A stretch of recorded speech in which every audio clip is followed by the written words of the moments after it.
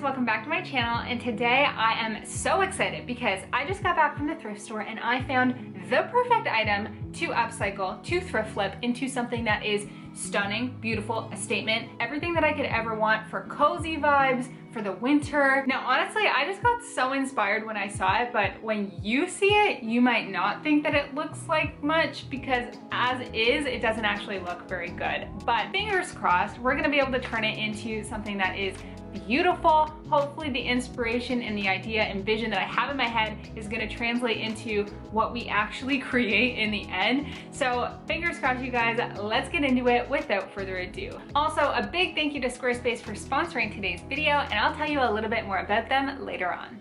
So off I go to the thrift store, Value Village, my personal favorite.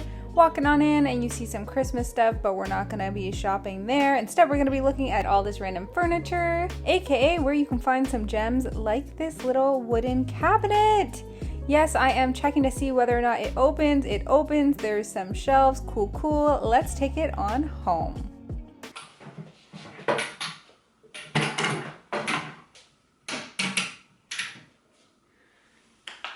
Okay, so now that I've managed to lug this thing inside, it's totally heavy. It's solid wood, it's a corner shelf. It honestly looks handmade, which I think is so cool. It was only $12.99, you guys. So if this turns into something beautiful, it was so worth it. When I saw this at the thrift store, I got so excited because I thought, I can turn this into a fireplace that will fit right into my apartment. So let me take you off the tripod and I can show you what I'm thinking of. So just to give you a little bit of a close-up here of what we're working with, these are the little cabinet fronts. They kind of open by pushing. There's actually a little shelf in here as well. So I'm not sure whether it makes sense to take out the shelf or to leave it in or to leave the cabinet fronts on. We're going to see. Let's go ahead and mock up a couple different designs. Okay, so I have just taken out my iPad here and I have mocked up a couple different options for the fireplace. There's 3 different options. The first one is ivory. It has a little fireplace insert, and then I've kept the cabinets and I've covered them with raffia, okay? And I think that that could look really nice. I like that it's light and airy, but I'm not 100% sure. Now for the second option, I've done almost the same thing, except the outside of the cabinet is now black. And I think this is really sleek looking. And then for the third option, we've gone back to ivory, but one of the changes that I made is I actually removed the bottom 2 cabinets and I put some fire logs. Now looking at the 3 options, there's things I love about all of them. I actually think just looking at the pictures themselves, the black one probably looks the best. But I have to really think about the space that I'm in, and typically I like things to be light and airy, and the rest of my furniture is pretty bright, and so I actually think the first option is going to look the best. So I think I'm gonna go with that. Let's go ahead and get on to prepping to transform this cabinet into a beautiful fireplace. Fingers crossed that I'm gonna be able to find a fireplace insert that's perfectly gonna fit in there. I mean, is it possible? We'll find out. So I'm just going ahead and removing those little hinges to remove the doors overall. And as you can see by my face, it was not an easy task. But after a lot of prying and using a hammer and just using sheer strength here to pull out screws because the screw heads were totally worn through,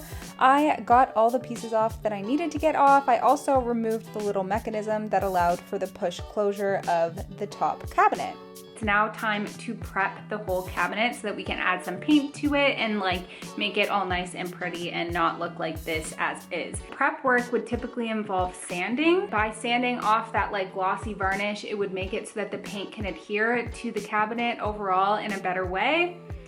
But I have heard of this thing called liquid sandpaper that you can use in lieu of sanding, but then I couldn't actually find that.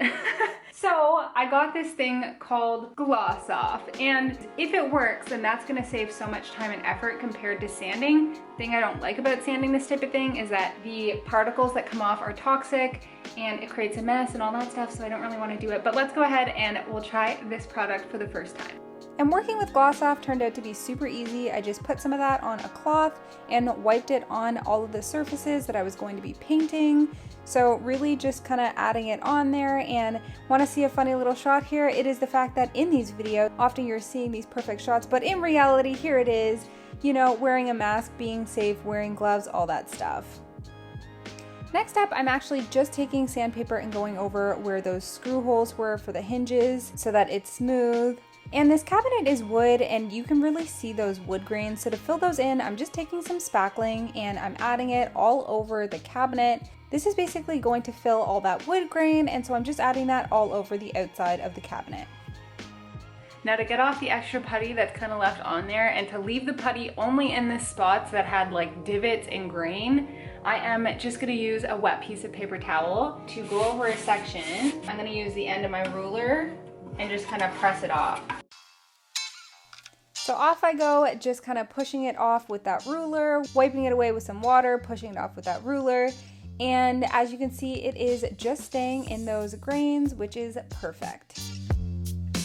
Next up, I'm taking this chalk paint in the color Sheepskin, which is this perfect ivory color that I love.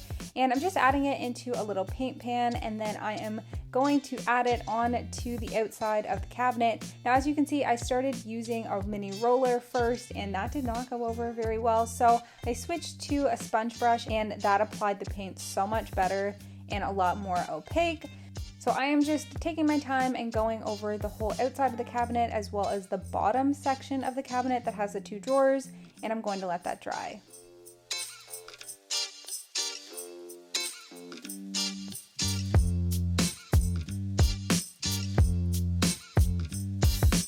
Update. So you can barely even see the top here because I guess it's like kind of like an ivory on white, but I have the first layer on and I still feel like I can see a little bit of the wood grain through the paint, and I'm not loving that look. I did test out using the Stone Effect spray paint because I did buy it because I was intending on using it. So I feel like maybe I should just bite the bullet, take this outside, spray a really light layer, and then create a little bit more texture there instead of what's currently going on. I think at this point I should just do this and then go over it with a second coat of the chalk paint.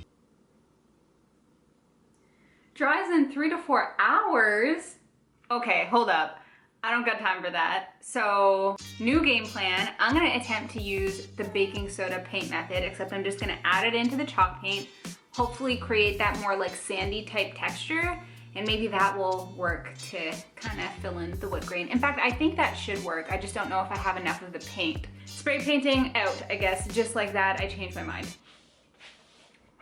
Okay, so I just wanted to take a second to tell you a little bit more about Squarespace, who is a sponsor of today's video, and they're basically an amazing all-in-one solution for creating websites. They have all the tools that you could possibly need to start pretty much any type of website that you could think of.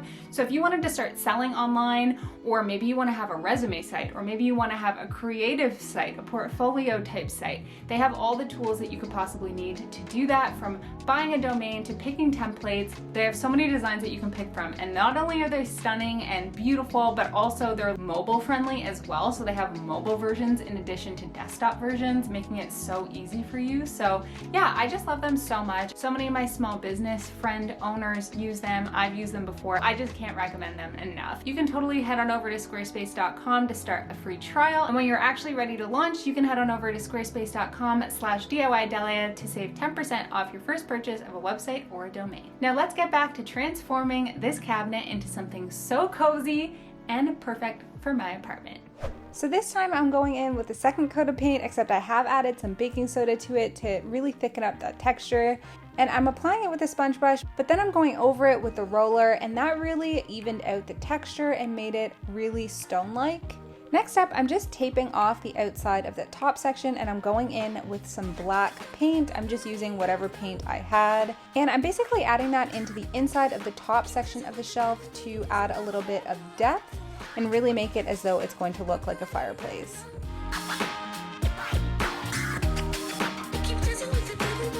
So now we have our little fireplace all painted. I do have the 2 cabinet doors here where I painted the inside edge.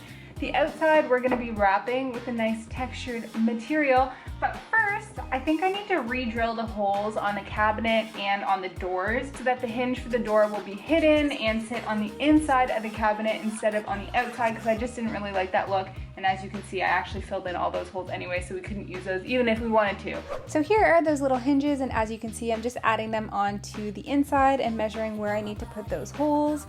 And we're gonna set those aside for a second because we're gonna add some raffia cloth onto the outside of the cabinet. So this is the stuff that I got. It's really nice.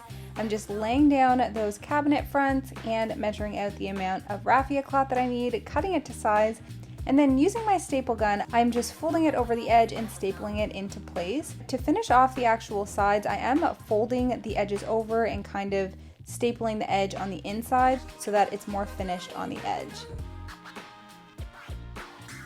So here are the cabinets. They're looking really good, and now we're just going to take those hinges again and screw them into those holes that we had previously drilled.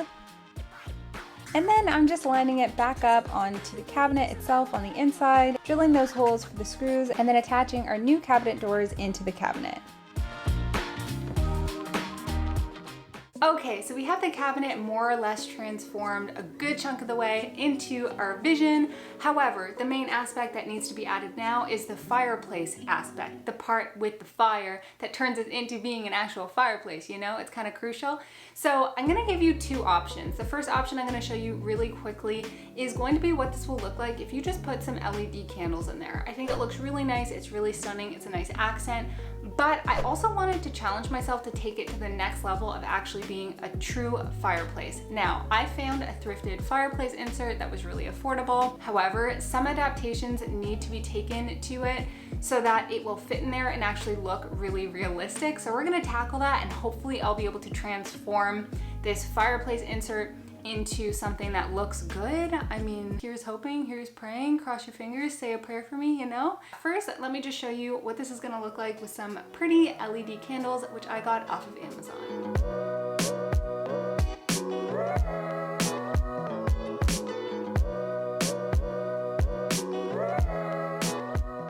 Okay, so here is a little fireplace insert that I got from a thrift store. It's a tabletop fireplace.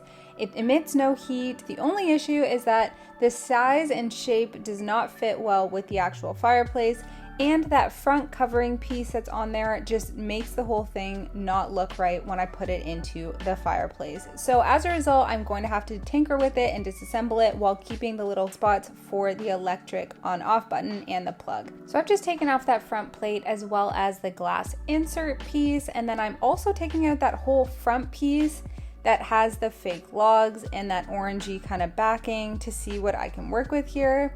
I know that I actually need to reshape the whole piece, so I'm just kind of testing how much of it I need to cut off. And then I'm using the wire cutters / pliers that I use in every single video to just kind of chop off section by section and basically cut it down to be the exact size of that orangey insert piece. What I'm doing now is I've put in that orange insert and I'm now hot gluing it to the back piece that I have.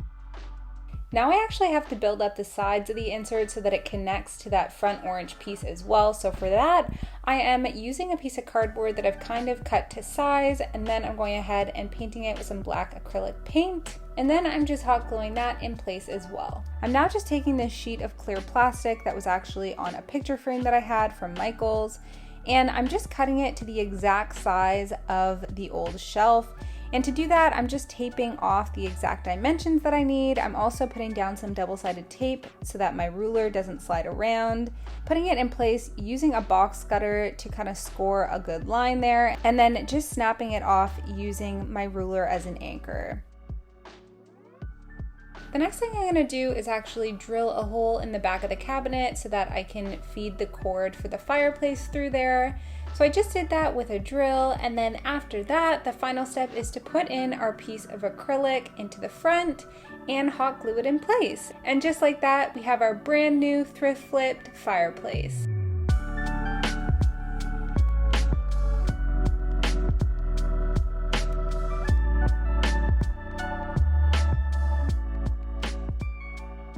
So guys, what do you think about the Thrift Flip DIY fireplace? Let me know down below. I think it looks so cute, so stunning, so cozy. I've had it on so much in my apartment and I've just loved the vibe that it gives. All I actually need to do is like pump up the heat or put my space heater on, and it's very easy to trick myself into thinking that it's a real legit fireplace. So yeah, definitely in an apartment, I highly recommend this kind of look. I think the design details of it turned out really, really pretty. I love that it matches all my decor. I love the texture. So yeah, I hope you had fun coming with me on this journey. I had tons of fun and I love the end result. I also really like that there's storage in there, okay? Because I'm in a small apartment and I need as much storage as I can get. Thank you so much for watching until this point, and thank you so much for subscribing to this channel. It means everything to me, literally, because my dreams are coming true because of you. So thank you so much, and I will see you next time.